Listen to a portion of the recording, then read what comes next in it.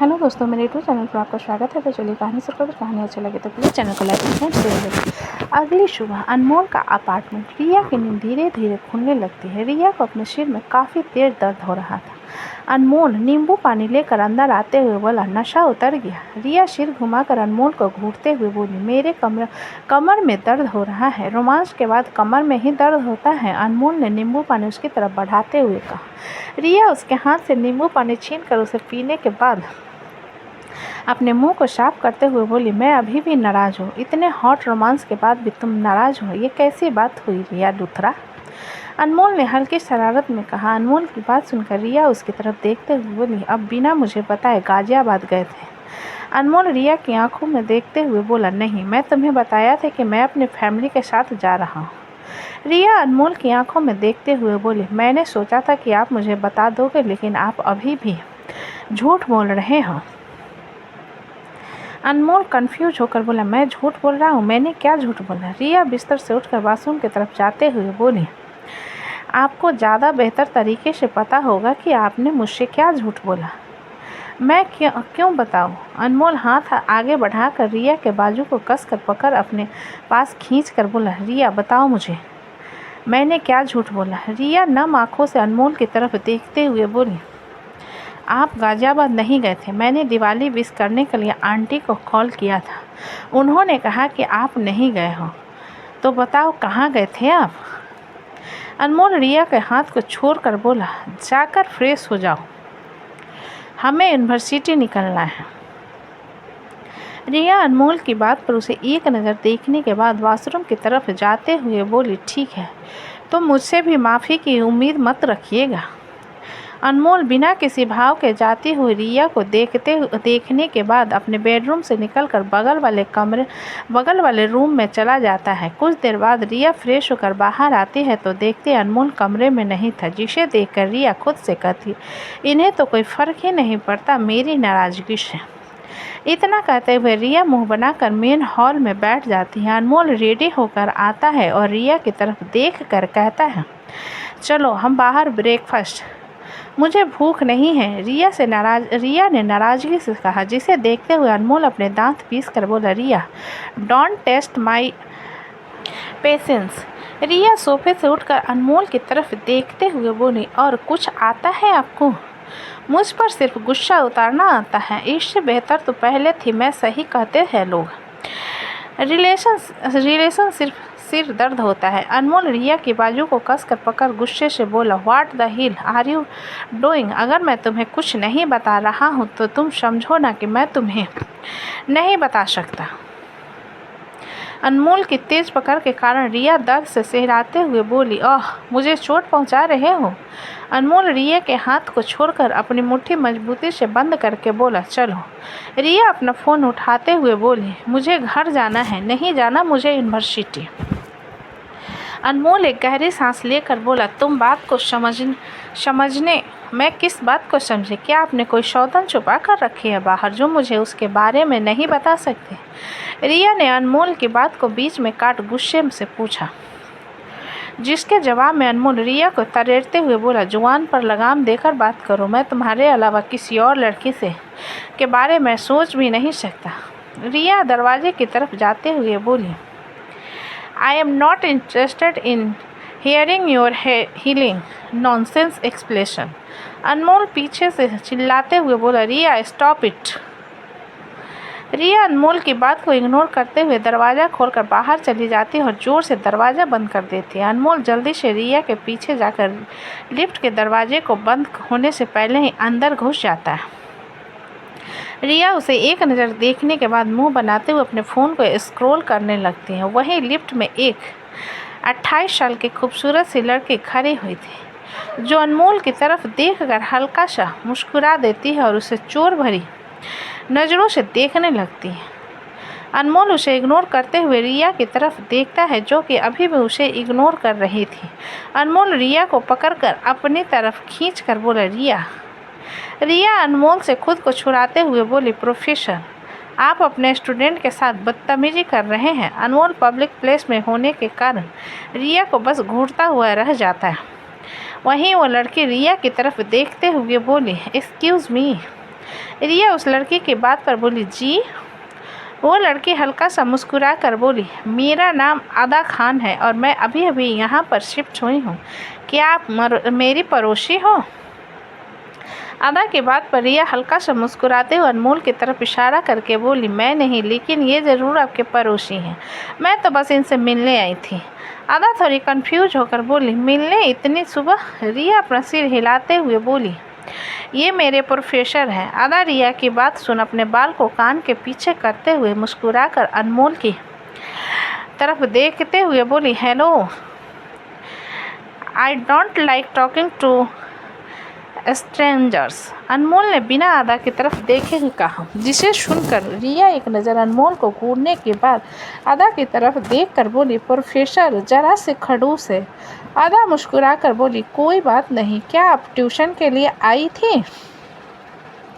रिया अपना सिर नहीं में हिलाकर बोली, मैं बस अपना नोट्स देने आई थी, बाकी मुझे प्रोफेसर में कोई इंटरेस्ट नहीं है, और वैसे भी वैसे भी तो काफ़ी बड़े हैं मुझसे। अनमोल रिया की बात पर उसे घूरने लगता है, तभी लिफ्ट का दरवाज़ा खुल जाता है और रिया अनमोल को इग्नोर करके बाहर की तरफ चली जाती है।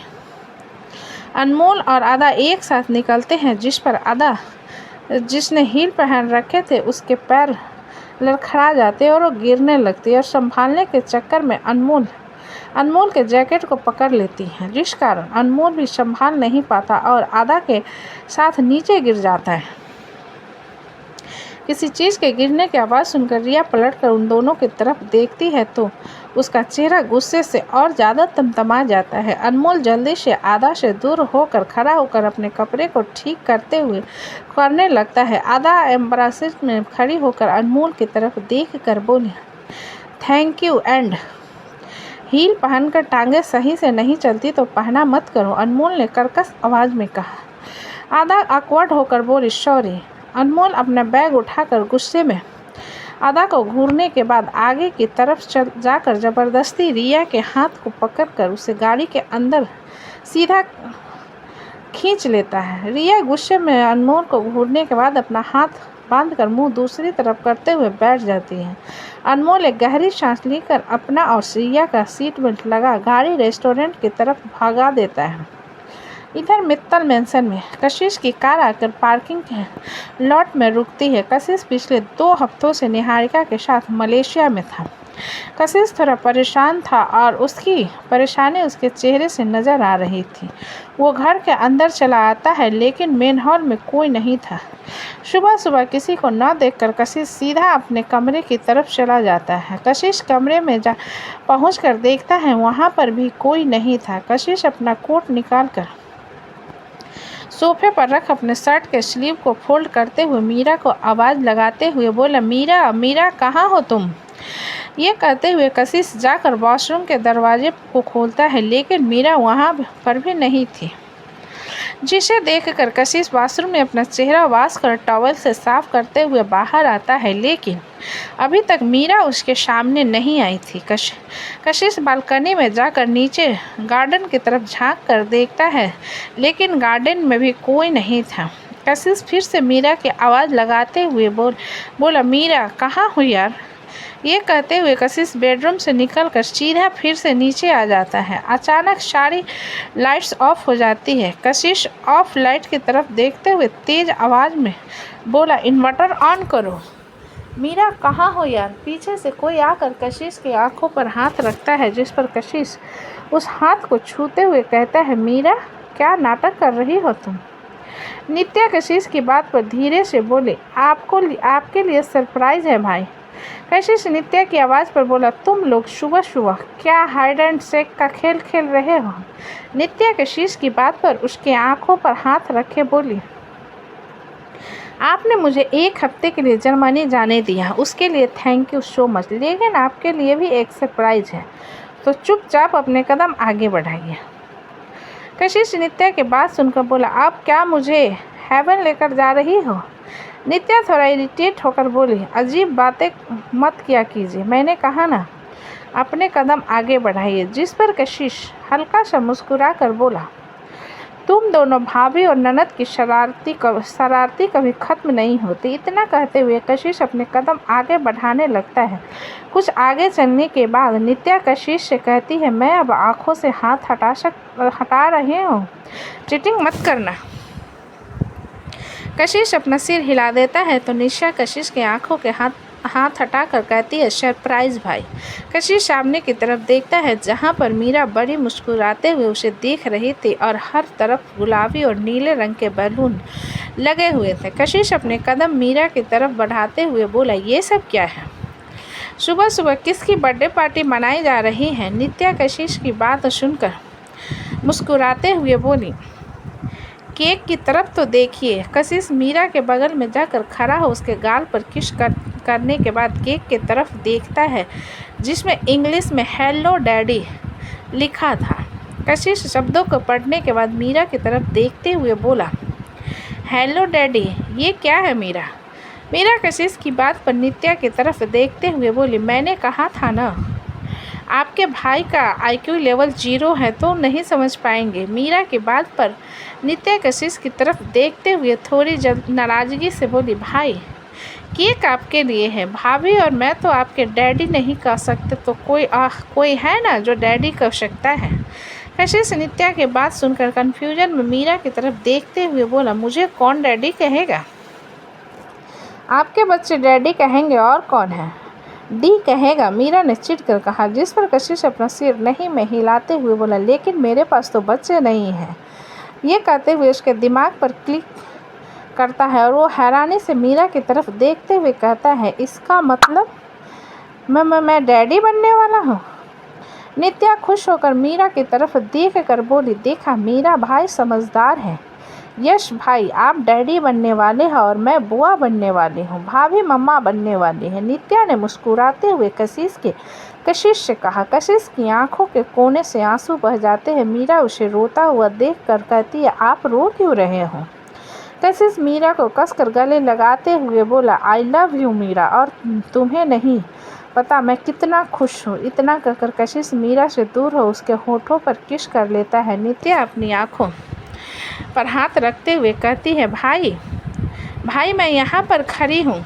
कशिश मीरा से दूर होकर नित्या की तरफ देखकर मुस्कुराते हुए बोला, मैं डैडी बनने वाला हूँ मीरा। और नित्या कशिश की तरफ देख मुस्कुराते हुए अपना सिर हिला देते हैं, जिस पर कशिश नित्या को देखते हुए कहता है, तो खरी खरी क्या देख रही हो, आओ केक कट करते हैं, मैं डैडी बनने वाला हूँ। ये कहते हुए कशिश की आंखों से फिर से आंसू बह जाते हैं। नित्या कशिश की बात सुनकर बोली, मुझे नहीं, आपको और भाभी को केक कट करना चाहिए। मैं आप दोनों की वीडियो बनाती हूँ और फ़ोटो क्लिक करती हूँ। कशिश नित्या की बात पर अपना सिर हिला देता है और मीरा की तरफ देखते हुए कहता है, मीरा तुम मेरे बच्चों की माँ बनने वाली हो। कशिश की खुशी को देखते हुए मीरा की आंखें पानी से भर जाती, जिसे देखकर कशिश कहता है, तुम क्यों रो रही हो? मीरा अपने आंसू को साफ करते हुए बोली, कुछ नहीं, आंखों में कुछ चला गया था। कशिश मीरा के चेहरे को साफ करते हुए बोला, रोना बंद करो और चलो केक कट करते हैं, हम पेरेंट्स बनने वाले हैं। मीरा अपना सिर हिलाती है और कशिश के साथ केक कट करती है। कशिश मीरा को केक खिलाने के बाद नित्या को खिलाकर कहता है, कांग्रेचुलेशन, तुम बुआ बनने वाली हो। नित्या कशिश को साइड से गले लगाते हुए बोली, कांग्रेचुलेशन टू भाई, आप डैडी बनने वाले हो। कशिश नित्या के बात पर अपना सिर हिला मीरा की तरफ देखते हुए बोला, तुमने मुझे इस बारे में बताया क्यों नहीं? मैं जल्दी आ जाता। मीरा कशिश की बात पर बोली, परसों मुझे वॉमिटिंग हो रहा था तो मैंने अपने मंथली सर्कल को दिखाए, फिर डॉक्टर के पास गए थे जहां पता चला कि मैं मां बनने वाली हूं, और हम लोगों ने आपको इसलिए नहीं बताया क्योंकि हम आपको सरप्राइज़ देना चाहते थे। कशिश मीरा की बात पर बोला, तो ठीक है, हम डॉक्टर के पास फिर चलेंगे तुम्हारे चेकअप के लिए, और अब तुम्हें बिल्कुल टेंशन नहीं लेनी है, अपना ख्याल रखना और मैं तुम्हारा ख्याल। नित्या कशिश की बात पर बोली, और मैं भी रखूँगी। मीरा उन दोनों की बात सुन पर मुस्कुराते हुए छोटा सा मुँह बनाकर बोली, मुझे भूख लग रही है। खाने का वक्त हो गया है। मीरा की बात पर दोनों अपना सिर हिलाते और उसे लेकर डाइनिंग टेबल की तरफ चले जाते हैं। धीरे धीरे समय निकलता जा रहा था, सब कुछ सही ढंग से चल रहा था। वैशाली दिन पर दिन और ज़्यादा भुक्कड़ और गुस्सैल होती जा रही थी, लेकिन महक उतनी ही ज़्यादा शांत थी। मीरा की प्रेगनेंसी को अब 1.5 महीना हो चुका था और महक वैशाली की गोद भराई की तैयारी चल रही थी। इधर सिटी हॉस्पिटल में महक अपने अल्ट्रासाउंड के लिए हॉस्पिटल आई हुई थी। मृत्युंजय स्क्रीन की तरफ देख रहा था। डॉक्टर उन्हें सब कुछ बताने के बाद मीरा की तरफ देखते हुए बोली, मिसेज सारंग, आप थोड़ा सा वेट कीजिए, मुझे मिस्टर सारंग से बात करना था। महक डॉक्टर की बात पर अपना सिर हिलाते हुए केबिन से बाहर चली जाती है। महक के जाने के बाद मृत्युंजय डॉक्टर की तरफ देखते हुए बोला, एवरीथिंग इज ऑल राइट ना डॉक्टर। डॉक्टर बत्रा मृत्युंजय की तरफ देखकर अपना सिर नहीं में हिलाकर बोली, नो मिस्टर सारंग। मृत्युंजय थोड़ा कंफ्यूज होकर बोला, व्हाट यू मीन? सीधा सीधा एक्सप्लेन कीजिए। डॉक्टर बत्रा मृत्युंजय की बात पर बोली, आपकी वाइफ के पहले से कॉम्प्लिकेशन थे, बट बीच में सब कुछ नॉर्मल चल रहा था। मैंने पहले ही कहा था कि उन्हें स्ट्रेस नहीं होना चाहिए और ज़्यादा बॉडी में मूवमेंट भी नहीं होनी चाहिए। मृत्युंजय डॉक्टर बत्रा की बात पर सुनकर बोला, आई नो, मुझे सब कुछ याद है, क्या कोई कॉम्प्लिकेशन है? डॉक्टर बत्रा मृत्युंजय की बात पर अपना सिर हिलाकर बोली, प्री मैच्योर डिलीवरी करनी पड़ेगी।